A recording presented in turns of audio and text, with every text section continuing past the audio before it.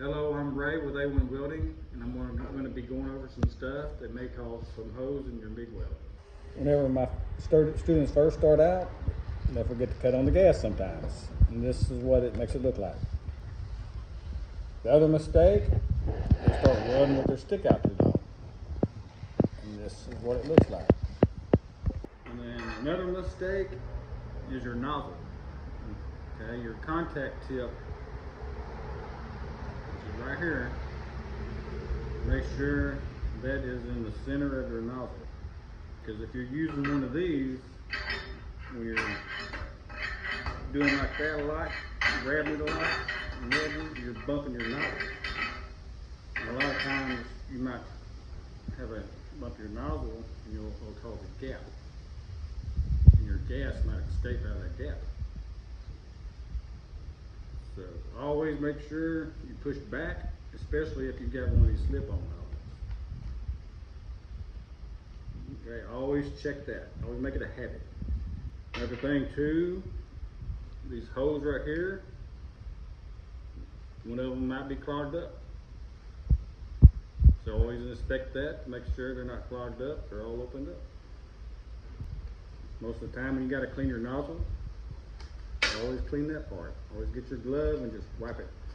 That's all it takes is a quick wipe. Then inspect the hose, make sure they ain't clogged up. Another thing too is a dirty nozzle. If you got too much splatter in your nozzle, that will cause hose. Why? Because gas comes out of these hoses. If you got a dirty nozzle, gas will ricochet and bounce and go all different directions, hitting that splatter all in your nozzle.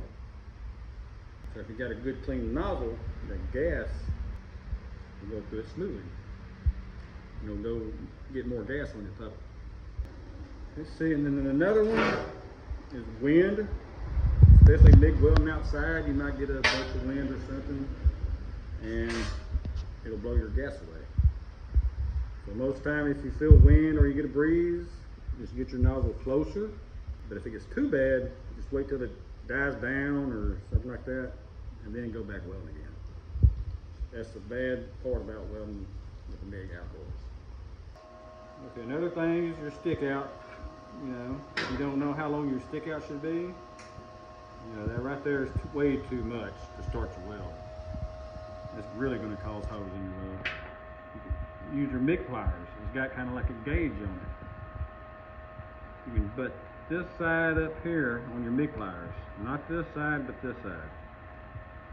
And then you cut. Snip your wire. And that's pretty much the right size right there to start out. I mean, you can start out with it shorter than that if you want to. As long as you don't start out with it sticking out there that far. Because your puddle ain't gonna get enough gas. And your weld's gonna hump up, burn too cold and all that. Another thing that might cause holes in your welds is your regulator. On this regulator here, this side controls the gas pressure coming out of your nozzle. So if it's real windy, you might want to cut it up. Always remember, when you cut it up, you're going to be burning up more gas quicker. Definitely, if you got it turned down too low, that's going to cause holes in your weld right there. So you might want to check that. Another thing that can cause holes in your weld is a dirty surface that you're welding on. So make sure you clean that. And I can go on and on about holes in your MIG welding. There's a lot of troubleshooting, and maybe I'll make another video on that. So if you like this video, give me a like and subscribe. And if you're a teen and you want to take my class, you can contact me at a1weldingclasses.com.